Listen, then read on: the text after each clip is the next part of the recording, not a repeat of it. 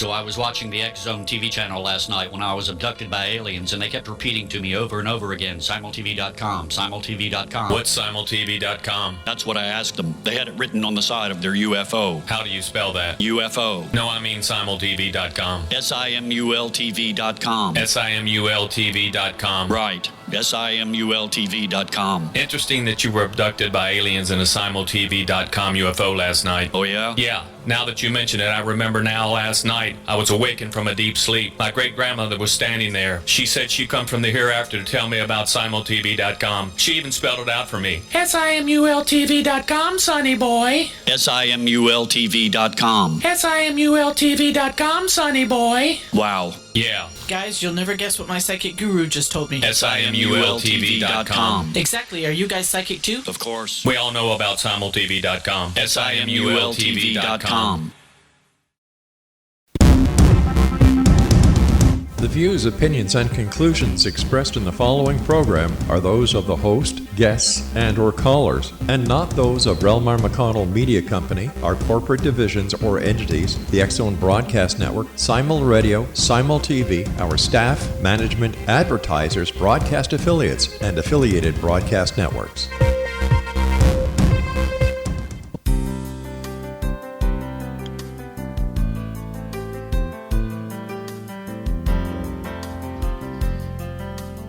Welcome to Mission Evolution Radio Show with Gwilda Wiyaka, bringing together today's leading experts to uncover ever-deepening spiritual truths and the latest scientific developments in support of the evolution of humankind. For more information on Mission Evolution Radio with Gwilda Wiyaka, visit www.missionevolution.org. And now, here's the host of Mission Evolution, Miss Gwilda Wiyaka.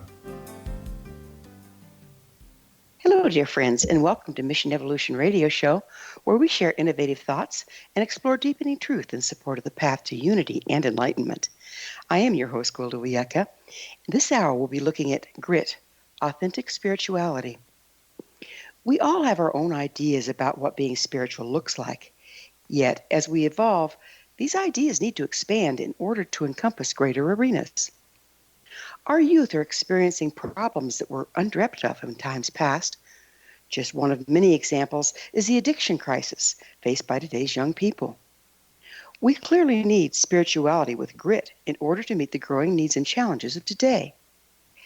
How can spirituality evolve in order to support our youth in distress? Where can we find the grounded, practical spirituality needed to meet our children where they are in order to support their evolutionary path to unity and wholeness? With us this hour to explore the spiritual challenges faced by today's youth is Chris Grosso.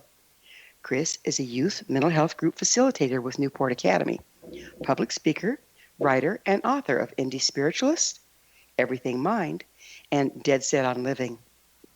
He writes for Revolver Magazine, Origin Magazine, and Huffington Post, and has spoken and performed at Wanderlust Festival, Celebrate Your Life, Yoga Journal Conference, Sedona World Wisdom Days, and more. Chris works with people who are in the process of healing or struggling with addictions of all kinds. He speaks and leads groups in detoxes, yoga studios, rehabs, youth centers, hospitals, conferences, and festivals worldwide. His website, theindiespiritualist.com. Chris, thanks for joining us on Mission Evolution. And my thanks to you. So you're a youth mental health group facilitator. What's your educational background in that arena? Yeah, so actually what I really appreciate about that line of work is I take a more peer-based approach. So I did go to school for drug and alcohol rehabilitation counseling, and I was halfway through my internship when I realized this is not what I want to do, at least not in this specific format. And the reason that is you end up as an actual professional counselor doing much more paperwork than actually spending time with clients. And that was not of interest to me. So I spoke with my professor, who was also my advisor at the time, and let her know, look, I really want to help other people. I don't know exactly how that's going to unfold, but I know that this approach is not right for me. So I just held that in my heart, and I then actually started working at an elementary school as an assistant before and after school enrichment program director. And I loved that because I adore children. So I was working with kids in from kindergarten to fifth grade.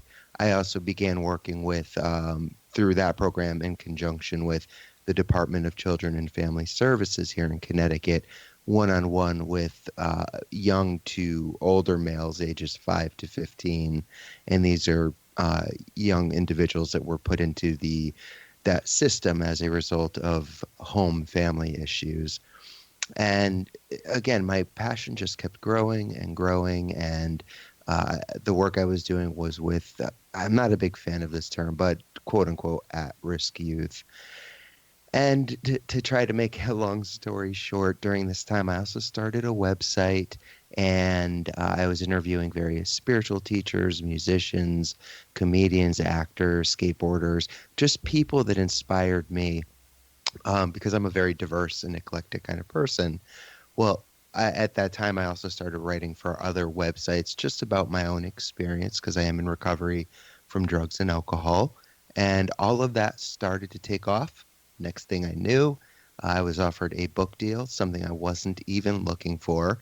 And that is kind of what opened the door for me to then work more closely with youth in this mental health facility in a peer-based role. So aside from that, I also get to speak at conferences, which you mentioned in my bio, and talk about not just drug and alcohol addiction, but mental health in general. And while I absolutely applaud and bow down to the professionals in the field, I think there is something to be said for those that take a more peer-based approach. And I've at least found in my work, specifically in the mental health field, 5 years now, with young adults in general, 15 plus years, that peer-based approach really connects and resonates with them because it seems like they take it as you meeting them at their level, not like you're someone above them with all of these degrees and who's going to try to tell them what to do, what not to do, which is definitely not the approach I take. I like to, So like I said, yeah. Do you like serve as a bridge between the professionals and the youth? In a way, Newport, I think you could say that the groups that I run there, I go in. What I appreciate are that I work with both males and females there, 13 to 20, and in those groups, I think I mentioned I do them 3 times a month. They're very open, very raw, very vulnerable. We talk about our experiences. We share. I am in no way like sitting up above them. I'm literally on the floor with them. We sit on little meditation cushions and we talk and we open up and we share about life experience. And again, I mean, I do have that schooling background, and I'm grateful that I took psychology courses and counseling courses because that certainly helped when I'm doing that. But overall, I think just an honest, open heart, no BS approach is what especially works very well with the youth of today. What new challenges do our youth face that we didn't? That's so interesting. I'm actually, the new book I'm working on is specifically about that. And I've been interviewing hundreds of teens/young adults over the last couple of years about just that. One of the major ones that I am focusing on, of course, is school shootings, for example. Mm-hmm. I was in high school in the early to mid 90s, and there's always been violence and fights, and once in a blue moon at my age, someone might have brought a knife to school, something like that. But there was never, Columbine hadn't happened yet. There was never the fear of school shootings or violence. My brother is a high school math teacher, and, I worry about that all the time. All the communities, there are a lot of communities feel like, oh, it'll never happen here until it does happen there. And what I've learned from speaking with a lot of young people, which has surprised me, is that a lot of the schools that they go in, they don't feel that they're taking very serious precautions to hopefully ward off something like that. I'm not saying all schools aren't, but I was surprised at the number of different individuals I spoke to said that, yeah, their communities just, they might have a lockdown drill, but they really they don't feel safe. And the last thing I'll share about that was, it was actually someone I was talking to just this past Sunday at a workshop I did. And not only did she share a heartbreaking story about losing a friend, but what was even just more so traumatic, even to hear this, was she was saying how her niece is in first grade and she has had a pair of Skechers shoes where when she walks, they blink and light up. She ended up throwing those shoes away, and this younger woman asked her niece, "Why did you throw them away?" And she said, "I don't want to be a target if our school gets shot up."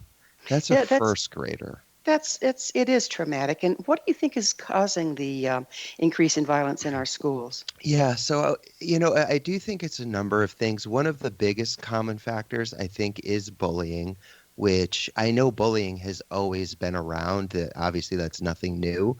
But the extent to which bullying reaches these days, it often leads people to suicide, and even at such young ages. And it's also because it's not just in-person bullying. At least back when I was in high school, I didn't get bullied much, but I did experience that. I could go home at the end of the day, whereas when these young adults and teens are going home, there's cyberbullying, so they can't escape it. And kids just seem to be getting nastier and nastier to one another, while on the same hand, because I don't want to just be all doom and gloom, I am also meeting and working with and learning from a lot of really inspiring young adults and teens who are on the polar opposite end of that and are trying to stick up when they see people bullied. That's not the only reason, of course. That is, I think, one of the major ones. The opioid epidemic, the overprescription of drugs that, not to say people don't need medication, but I think now more than ever, or at least recently, drugs were being prescribed to young adults and teens at an alarming rate, often when unnecessary. Thankfully, it's national news covered very frequently now, so it's being much more regulated. But yeah, I think that also plays a role in it. Of course, home life plays a role. Parents. Well, we're going to have to pick up. Yeah. We're going to have to pick up with this topic on the other side of a short commercial break. Sure. Chris and I will return shortly, so don't go away. You're listening to the Mission Evolution Radio Show, coming to you on the X-Zone Broadcast Network, www.xzbn.net.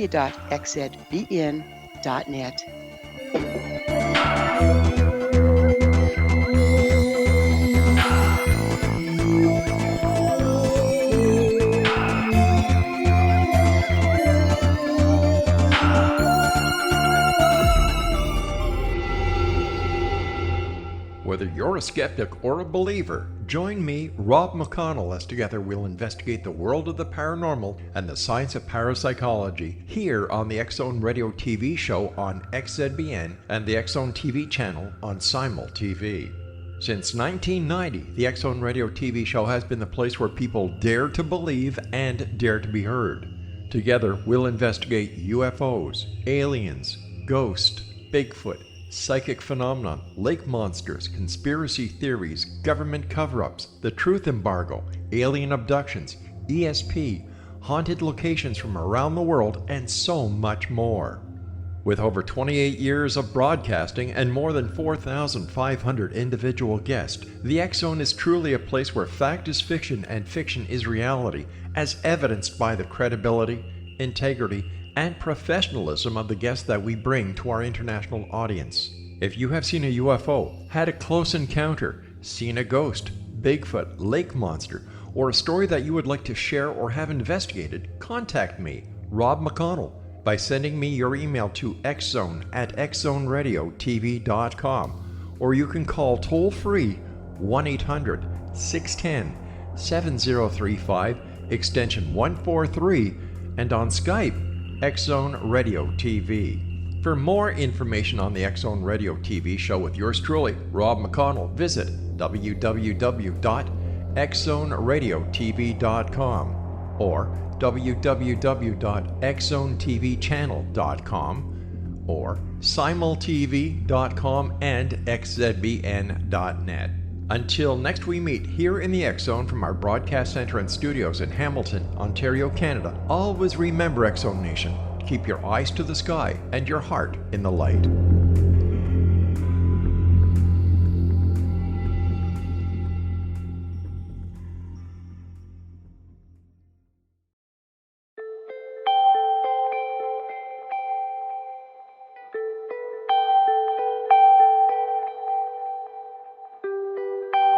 It's hard to listen to the news without realizing we're living in volatile, unprecedented times.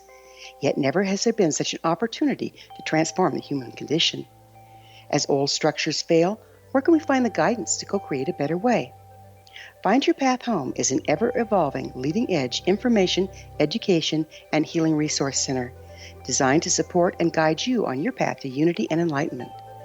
Based on sound principles employed by shamans worldwide, we provide techniques that can support you through the current transitions, offering online shamanic classes, international long-distance shamanic healing sessions, complimentary Mission Evolution radio episodes and Stairway to Heaven TV vignettes, seminars, retreats, and much more. All of this can be found on findyourpathhome.com.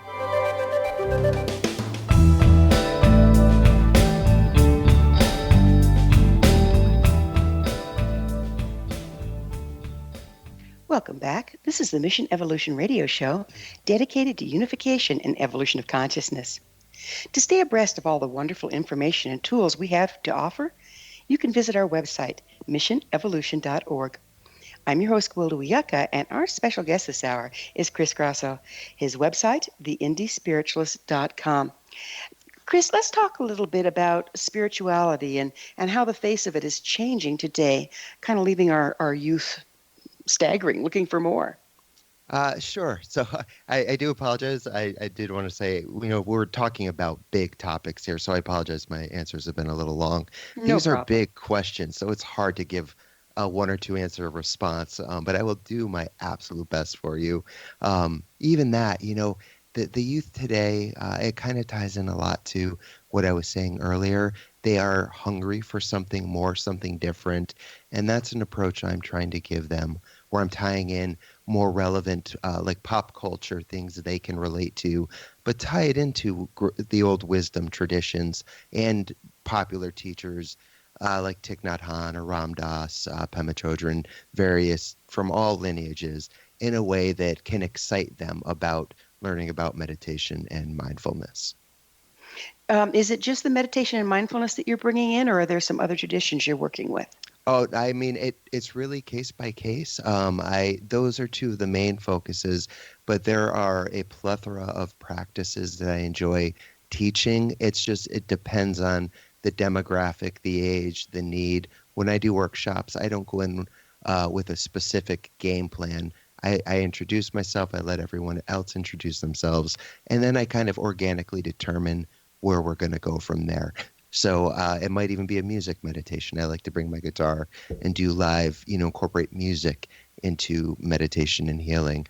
There are other practices like shadow work practice, just a whole number of things. I'm glad you brought up music, because I remember clear back in my age, and I'm giving away my age. Sure. The Beatles, their music really evolved when they started going and studying in the East and getting spiritual practices kind of incorporated into their music. Absolutely. Would you speak to that a little bit? How do you see that happening? I think actually the interesting thing I find is that I'm 40 and I grew up listening to punk rock and hardcore music at a very early age, something that taught me to look a little bit deeper, similar to the way the Beatles did in their music. They invited listeners to go deeper, go beyond what you see at face value. The interesting thing I see now is I'm finding a lot of people my age, give or take a few years, that also grew up with interests in that kind of music, looking for something deeper just now on a spiritual path. And I appreciate that I get to do a lot of work with Ram Dass and people that did grow up similar to yourself, loving the Beatles, and we can have these conversations, if nothing else, with music as common ground. It's the universal language, so I love to incorporate that into spirituality however I can. Do you use rhythm as well? Yeah, oh yeah, absolutely. First and foremost a bass player. Then I learned guitar, then drums. Those are my three instruments. So I don't typically do drumming when it's just me. I will bring an acoustic guitar, but I also do a two-piece kirtan band with my friend Alana Kaivalya. She's an incredible yoga teacher out of New York. And instead of using tablas, which are hand drums, I actually use my original set, my drum kit, which is not that typical for kirtan, but I love being able to have that rhythmic pattern with her playing the harmonium, and we'll do a verse out of like a U2 song, for example, and then incorporate a Sri Ram Jai Ram chant, and that's just another way of trying to bridge and bring interest to people who may otherwise have not been keen on that sort of thing. I know there's a great increase. In fact, I've worked in Head Start programs and stuff by introducing drumming circles and just your basic heartbeat drumming. And the unifying force of that is amazing. Yes. We actually did some medical studies where the heart rates of everyone was measured before we started, and they were all doing their random thing. 10 minutes into the drumming, they were synchronized. Have you experienced that, and do you use that? Actually in a different way. So I don't do that with drumming. I have experienced it. I have sat in those circles, and they're lovely. One thing I do teach is called the Mahasati hand meditation. It's almost in a way, a Tai Chi movement. It's 15 hand movements, obviously, which we don't have time to go into here, and I wouldn't be able to show you or your listeners, but it is a series of 15 hand movements, and you do them in a very fluid way. And when I teach that, and we do that in a circle together, it's really interesting how in the beginning, everyone's kind of going at their own pace, but within a few minutes or so, we all kind of come into this harmonious groove where it is a rhythmic pattern. Even though there's no actual drumming or beats and it is done in silence, there is still this just energetic flow of rhythm, and it's truly a wonderful experience. Well, the things we're speaking about reconnect people to the earth rhythm. Absolutely. Would you go into that a little bit? How does that work? Yeah, I mean, it's different for everyone. I actually made a post the other day. I loved this. It said something to the effect, it was a meme I saw, but the earth has music for all who are willing to listen. And I absolutely believe that. And, not necessarily like you're going to hear these rhythms coming out of the wind in the trees, but truly like just these sounds of Mother Earth.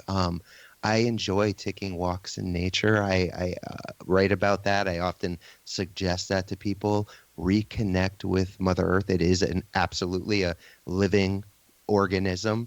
And so we do have this complete interconnectedness to it that many of us aren't aware of, unfortunately. But when you quiet your mind and you're out there alone in nature, you do start to hear it. And it's a really beautiful thing. And not just hear it, but feel it. How much of our separation that we're seeing in our youth has to do with, you'd think we'd be more connected because, your friends are just a phone text away and that sort of thing. But they've done studies now and seeing that the youth are feel more isolated than ever before. Yes. How much is that new dependence on cyberspace and stuff isolating our children? Oh, it's huge. I would say it is the biggest contributing factor. Again, I was just talking about this at the group that I was doing, and how I actually went around the room, and I like to do icebreaker questions, and asked each individual there, what was your favorite toy when you were a child? Even though these are still young 13 to 20-year-olds, but it wasn't until I also there's a couple of, they're called CC, care coordinators there that are part of staff, and I like to include them. And so the kids are going around and they're talking about their electronics, etc. And it wasn't until I asked one of the CCs and she said, the sandbox. And I was like, yeah, exactly. So it was just interesting that we didn't have those screens growing up. And so in a way we were forced, to be outside. Yes, we had toys, but we would bring those toys outside or, just play, make forts, climb trees. And absolutely, there is a huge disconnect. And yeah, it's because there's screens. We are connected at all times everywhere. Like I saw someone I was traveling the other day in a bathroom, going to the bathroom at a urinal while texting. I'm like, you can't even take a break to go to the bathroom. It was, I don't know, just baffling to me. But yeah. And at the same time, there's a certain disconnect in that we feel anonymous because it's not face to face, and people Right. get insensitive in a way. And could that be at the base of the bullying? Yeah, oh, big time. That's the first thing I thought of before you said that. That goes right back to cyberbullying, and not just that. I see a lot of time posts on social media, and people get into these really ridiculous arguments over whatever it might be. But it's very easy to be like a tough guy and make threats and be really obnoxious when you're sitting behind a computer screen. The things that didn't happen back years ago when we didn't have them. People would have more civil conversations, even if you didn't agree with one another. But it's because you were face to face and you didn't kind of have that little screen that allowed you to have some extra courage and say some things you might have otherwise not said. So there is absolutely a disconnect, and that's not just for the youth. It's, I think, for all generations. But yes, it probably does affect the younger generation more. So how can we use some of the ancient forms of spirituality to offer assistance to bring people back to connection? Something I like to ask the people in the groups I do is try something like either putting little sticky notes on your computer screen that just say stop, or 10 seconds of silence, or they make wonderful apps where you can download them to your computer or your phone or wherever, where you could set it for every 10, 15, 30 minutes, every hour, doesn't matter. A quiet bell goes off, and that's simply a reminder to stop and take a breath, and be in the moment. Other practices, if you don't want to do that, is if your phone rings, you can use that as a practice. Take a moment before you answer the call, take a conscious breath, be in the moment, then answer the call. Or if you're getting in your car, same thing. Before you start it, take a moment. I mean, there's a million different means and methods, but that's just a couple of simple things I think we can start incorporating that will help us to be more present in this very technological day and age. The breath is such an important thing, isn't it? Oh, absolutely. I mean, how can you go wrong? It's free. It is not, it's not tied to any religion. We have it at all times. That's why it's my favorite tool to work with. So it's about time for another break. When we get back, I'd like to get in a little further to breath and how it can be used as along with the old practices and the new ones coming up. So, Lovely. But it is time for another short pause. Chris and I will return to our discussion on the other side of this break, so you stay right there. This is the Mission Evolution Radio Show. We're coming to you on the X-Zone Broadcast Network, www.xzbn.net.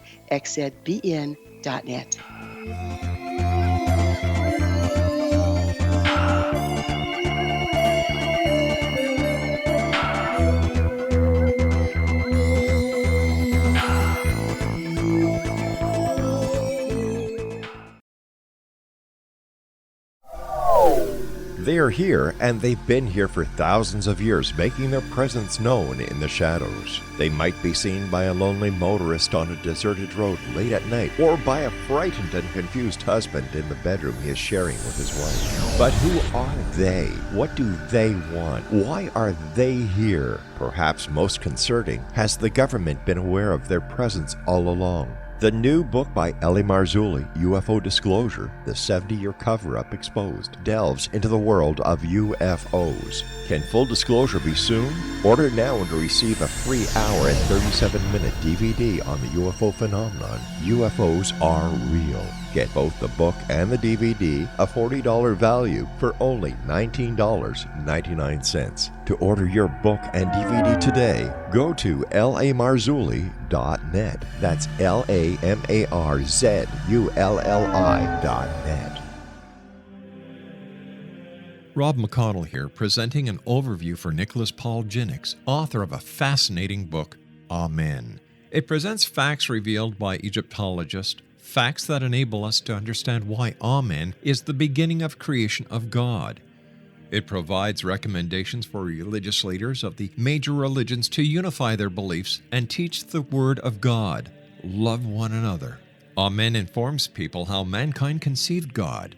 It was the Egyptians that developed the concepts of a soul, a hereafter, and Son of God. And finally, after the worship of many gods, they conceived the belief in one universal God, the maker of all there is.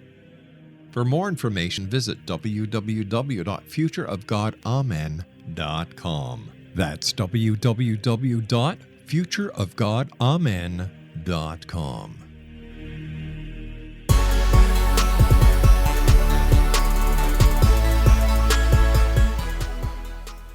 Welcome back. This is the Mission Evolution Radio Show, missionevolution.org, bringing leading-edge information supporting the path to enlightenment. I'm your host, Gwilda Wiyaka. We're speaking with Chris Grosso, his website, theindiespiritualist.com. As promised, what we're going to do is talk a little bit about breath, Chris. And it seems like breath work, while it's left out of a lot of our more Western traditions, is big in the East. Could you explain why it works, how it works, and how we work with it? Oh, yeah. I mean, there's so many different means and methods and forms. I'll give your listeners a very basic practice, and I'll share it very quickly, just because it's what I like to do. I like people to walk away with substance. And this is a beautiful practice because it works twofold. So the practice itself, just very quickly for listeners, is you breathe in through your nostrils for a count of 4. So like 1, 1,000, 2, 1,000, etc. Then you pause as you hold that breath. And I'm sorry, when you breathe in through the nose, expand your stomach so you have a long, elongated belly. And then you pause for 4 seconds. And then you exhale through your mouth for 6 seconds, kind of with your pursed lips making a sound. Now, there's different versions. Some people do counts of 5, 7, 8. Some do 5, 5, 5. But I like to teach 4, 4, 6 because I found it's easy for people to do. And here are the 2 benefits quickly. One, you don't need to do it a certain amount of times or for a certain length of time. It's an intuitive practice. But what it does do is it calms your central nervous system, which is a beautiful natural way just to, if you've had someone maybe just cut you off in traffic or something, it's a nice way to calm yourself down very naturally, and people often find themselves even begin to yawn. It calms them down so much. The other reason the practice is great is that you're focusing on your breath, you're focusing on counting, and so you're taking the discursive thoughts of your mind and you're replacing them with a one-pointedness of just counting and focusing on breath. So again, that was just a very quick 4, 4, 6 breath practice.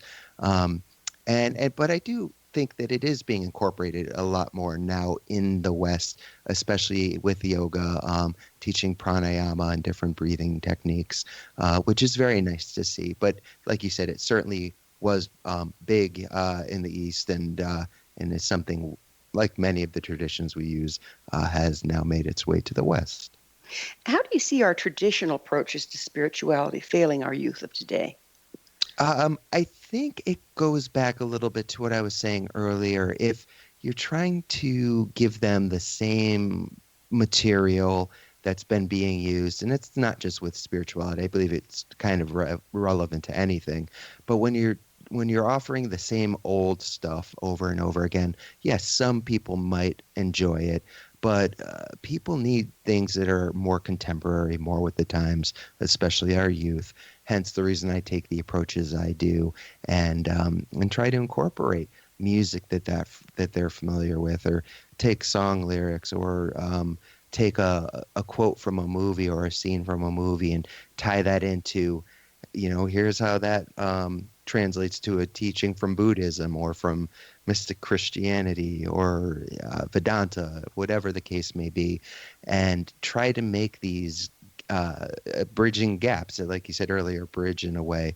And that's the way I see what I'm doing now, is especially taking the work of my teachers like Ram Dass and Ken Wilber and Robert Thurman and people of those natures who are fantastic, and their books are amazing, but they're probably, for a lot of young adults, a little over their head maybe, or might not be of interest. So I'm just trying to bridge and distill that wisdom to them in a way that excites them, pulls them in, and makes it engaging for them.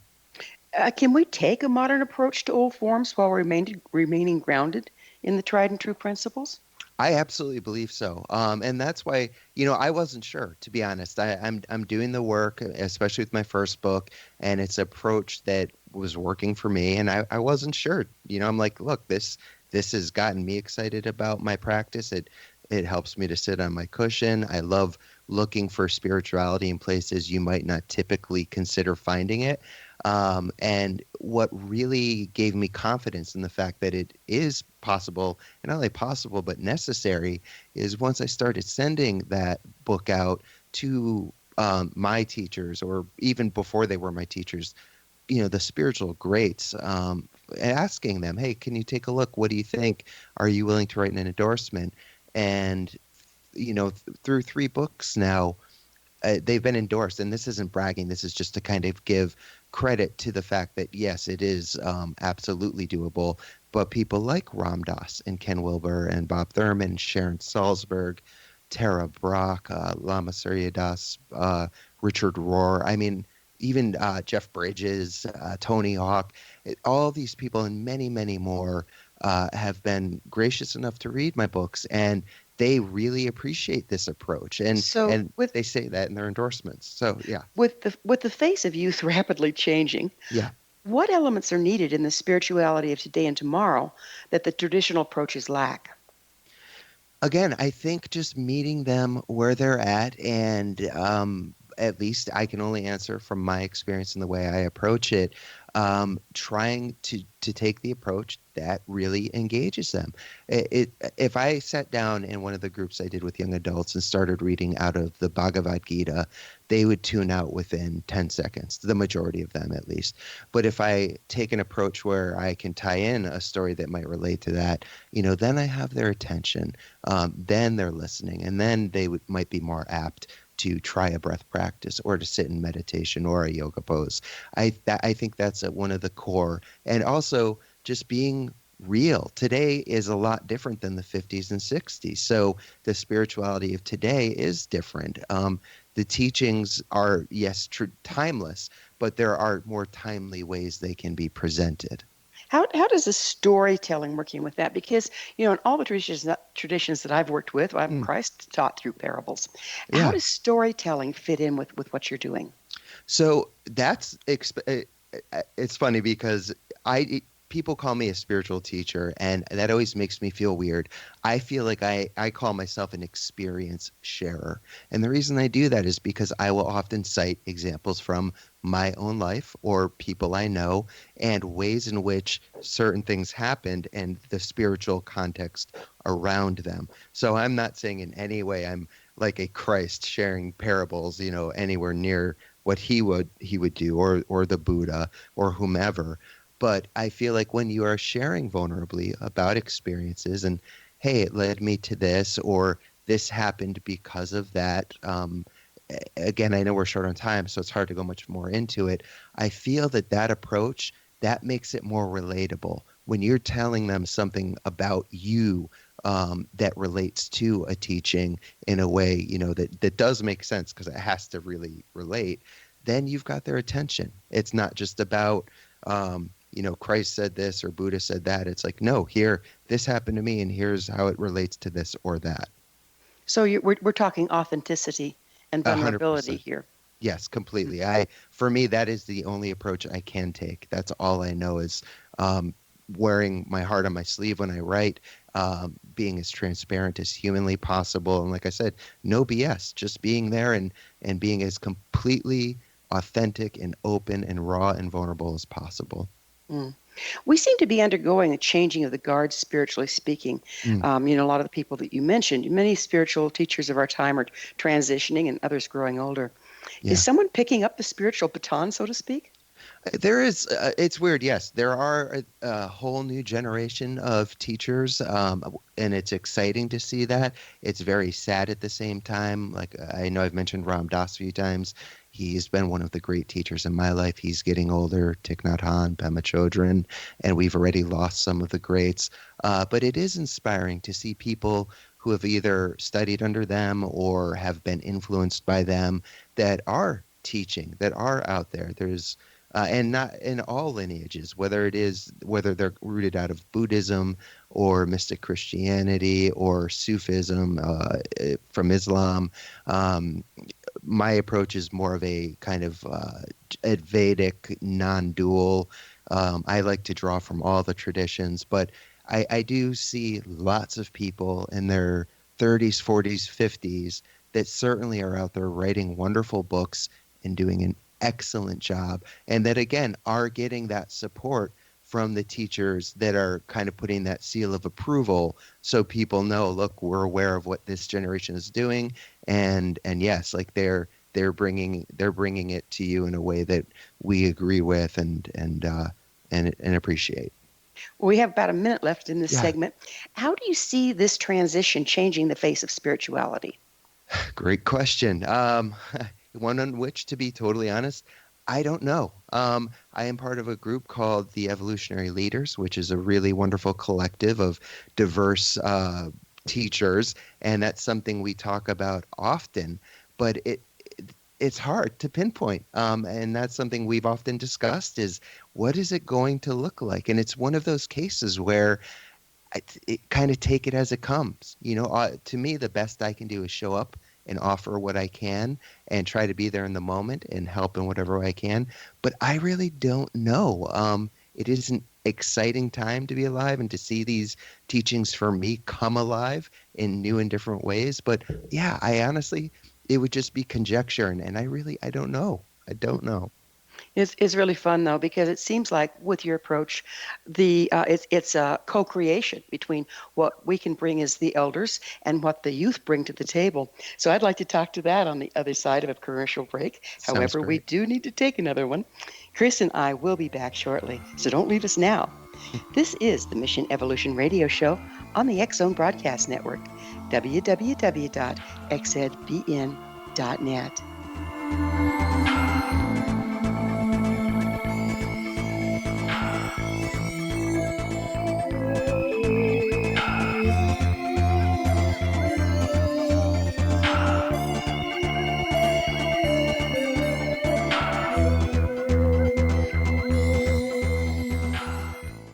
You have heard of the X Zone? Now watch it on Simul TV, plus 500 video games, live TV channels, free video on demand, worldwide, and more. Does this sound like tomorrow's television? Well, it is, but you can have it today, right now. It is Simul TV. Simul TV offers what the others only wish they could provide. 15 exclusive channels like X Zone, sci-fi, and horror. We are worldwide. No other provider offers that. 500 built-in video games. No need to have an extra expensive system. We have them included. Free video on demand. Live streaming events from around the world. Interactive online network, and much more. Tomorrow's TV today. Simul TV.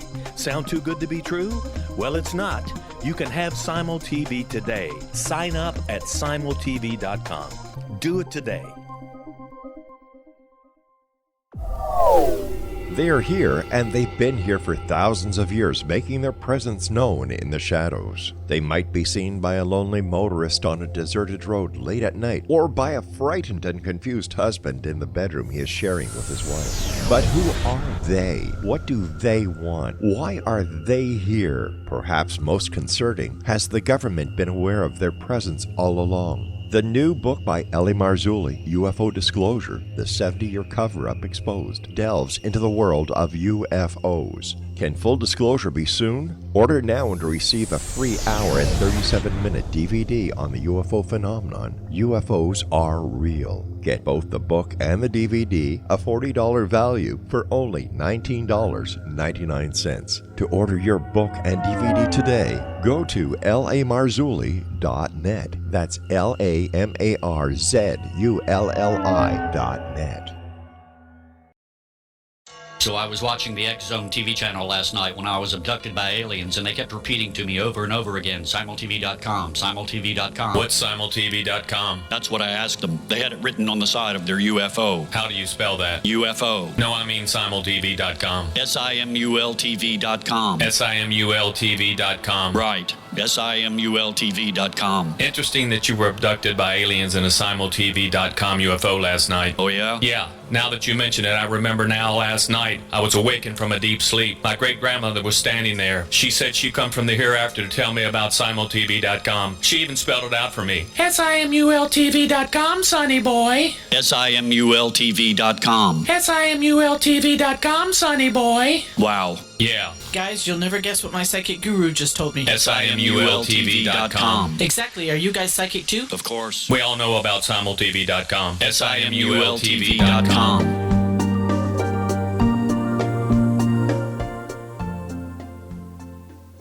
Welcome back. This is the Mission Evolution Radio Show, bringing together gifted people of service to the world. I'm your host, Gwilda Wiyaka. I always love to hear from my listeners. Email me at info@missionevolution.org and suggest a topic or a guest that's on your mind. I'm sure we'll all enjoy them. Speaking of gifted people of service to the world, our guest this hour is Chris Grosso. His website, theindiespiritualist.com. Chris, what we were looking at going into for this segment is how spirituality at this point sounds like has a possibility of becoming a co-creation between our youth coming on and those of us that carry the older wisdoms. Yeah, absolutely. And that's something that, I was saying, is really exciting to me. Bob Thurman, who's a wonderful professor of Tibetan Buddhism at Columbia University, just had me on his podcast a few weeks ago. And we spent a good chunk of that actually discussing just this. And it's really inspiring to me to see him, who's one of the most celebrated scholarly teachers alive today, taking a real interest in this and trying to showcase that. And so he's having a lot of younger, quote unquote, teachers like myself on his show, and just seeing that these elders recognize, like we've been talking about, the importance of really establishing that communication, keeping that open, so that this new generation of teachers has a solid foundation upon which they're teaching from and sharing from, so that that tradition can carry on to our youth. And so that's why, it is exciting to take the great wisdom they've shared, bring our own flavor to it, but in a way that they are approving of and supporting, and bringing that to our youth. And then who knows what they will do, and what that, like we were saying before break, what that's going to look like. It's something I'm very much looking forward to. Well, it's like coming out of dogma and into living spirituality, isn't it? Yeah, totally. That's the thing. And I think that, especially for me, when I was younger, I did not know the difference between religion and spirituality. I thought it was all just a crutch, something that weak people needed. I was very ignorant to it. And I find a lot of people I work with that are younger have a similar askew understanding, no fault of their own. But once they start to learn that, oh, wait, there is a difference, and I don't need to necessarily believe in the dogma that has been forced upon me, regardless of whatever religion it is, and I can find my own spirituality and what that means to me. That I love watching the way people light up when they come to that realization, and I think that's a big part of the shift that's happening today. Traditionally we've been browbeaten with a lot of guilt and judgment. Yeah. Even though we're not supposed to be judgmental, right? Of course, right. And I see the youth of today even more than we were really resistant to that approach. Yes. And there was a Pew study that's it was done a while ago, and I don't know if it's been updated, but it was speaking now to the number of atheists that are in the world. And I have plenty of friends who are atheists, and whatever works for you, no problem. Even Ram Dass has said, I'm an atheist in the sense I don't believe in anything, meaning thoughts are just beliefs. They, at the end of the day, they mean nothing because they're just a belief. Underneath that, what he would say is the soul, the spirit, and that's the true reality.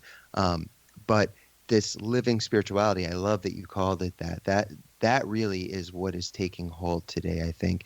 And it really is coming alive in new and exciting ways. And it's allowing people to express it in ways that haven't been seen before, but it does not mean it's any less valid. It just hasn't been, expressed. And people are bringing that into their, I don't know whether they're working on, books is the obvious, but movie scripts, music. There's a lot of spirituality and music today that you wouldn't consider spiritual music, but it's there. So anyways, yeah, it's great.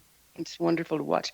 You've written about having a non-dual, interconnected experiences. What are those exactly? So what that means is essentially, and all of the great wisdom traditions at their core talk about the non-duality or oneness, etc. And I've had many of those, and probably plenty of people listening to your show have had them. A lot of people associate them with meditation. When you're meditating and you get to a deep state where your sense of yourself is gone and all that's left is literally the oneness that everything arose from, the great quantum soup, if you will. And so when I talk about that, I've had plenty of experiences at concerts. I've had them in meditation. I've had them while running. But again, what I mean is the sense of egoic Chris Grosso, who is speaking right now, is gone. And there is simply just a pure witnessing awareness. Nothing more, nothing less. There is no sense of Chris left whatsoever. And it's that at the core of the great wisdom traditions is what they talk about. The source of all isness comes from is this witnessing awareness that, and if we speak it to from physics, it is the emptiness, the waves and particles, the quantum soup that then takes shape and form and turn into what we see as the physical manifestation of life and who we are. Again, very nutshelled version because I know we're limited on time. Well, we could fill another hour with that alone for sure. It's just a fascinating topic. Yeah.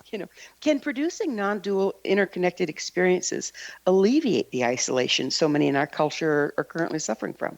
Yeah, not only that, I think it's entirely necessary. And again, that's why I try to take the approach I do to help sneak interest in meditation in there for younger people, because it's not that you only get those experiences from meditation. They've happened to people who have no interest, have never read anything about spirituality. So it's not that you need to meditate, but the one kind of tried and true way that those things tend to happen is through meditation, aside from the million other great benefits of that.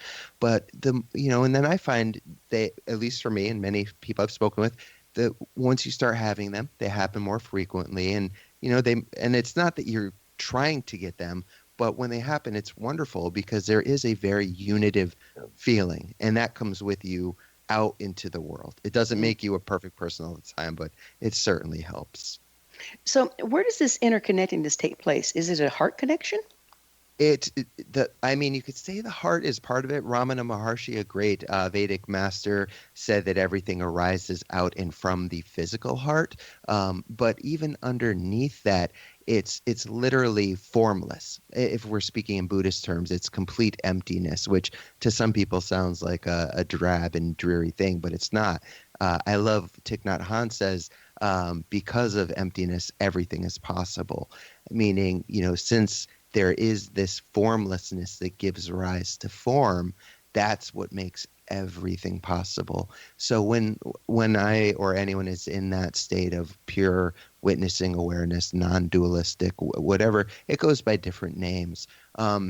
It's like everything and nothing at the same time. It's so hard to explain. It's one of those things where you really just need to have that experience in order to truly understand it. Like, I can tell someone what an orange tastes like, but until they actually taste an orange, they'll never fully understand it, if you know what I mean. I do. But it seems like we're getting our noise, our judgments, our lockdowns out of the way so we can experience more mobility. Oh, absolutely. Yeah, totally agreed. And that's the beauty of it. But that's also not to say they don't come back, because sure, we have these great experiences, but life is still life. After Christ had his enlightenment or Buddha had his, they were still in human bodies. So they still felt pain. They still suffered. They still had anguish over things. I'm sure they still had arguments. It happens. Even the great teachers of more recent times have had their failings. And, there's no shortage of that, especially in this day and age. So these things are wonderful in that they can help make us more integrated, healthy individuals and share that with others. Yet it doesn't make us perfect beings. So it's important to also still look at ourselves and do whatever work we need to do on us, therapy or groups or whatever that might be. It's absolutely a process, isn't it? Yes. Oh. Yeah. Chris, what are our youth trying to tell us? That they need to be heard more than anything else, that they don't feel heard. And I also think that contributes to a lot of the acting out that we see, and not just, there's the obvious school shootings. There is the drug addiction. There is the self-harm. There is the suicide attempts. And these things are happening on a daily basis. And I say that from personal experience. And I think that these are, unfortunately, ways that teens or younger people, they don't know how else or what else to do in order to feel heard. So for any adults listening, I encourage you, listen. Yes, be a parent, be an adult, be the role model, but also listen. We do a lot of talking to kids, but not a lot of people listen. So that's the big thing for me. And especially when I go in, any work I do, it's very interactive. So I share and I start, but I'm there to listen just as much as I am to speak. And that's, I'm telling you, from so many years of doing this, they just don't feel heard. That's the biggest issue, I think, going on right now. What a beautiful point. We're about out of time, but what a beautiful message is these gifted ones are coming with as much of the answers as we have, if not more. We Absolutely. Do need to listen, don't we? Yeah, for sure. They have so much wisdom. Absolutely. Yeah. Brilliant. Chris, it's absolutely been wonderful. Unfortunately, we are out of time. Thank you so much for coming on the show. It was my pleasure. Thanks for the invitation. Our guest this hour has been Chris Grosso, a youth mental health group facilitator with Newport Academy, public speaker, writer, and author of Indie Spiritualist, Everything Mind, and Dead Set on Living. His website, theindiespiritualist.com. Remember to join our email family to stay abreast of all the exciting new things we have coming up on missionevolution.org. This has been Mission Evolution Radio Show with Wilda Wiecka on the X-Zone Broadcast Network, www.xzbn.net. Join us next time as the mission continues, bringing information, resources, and support to an evolving world.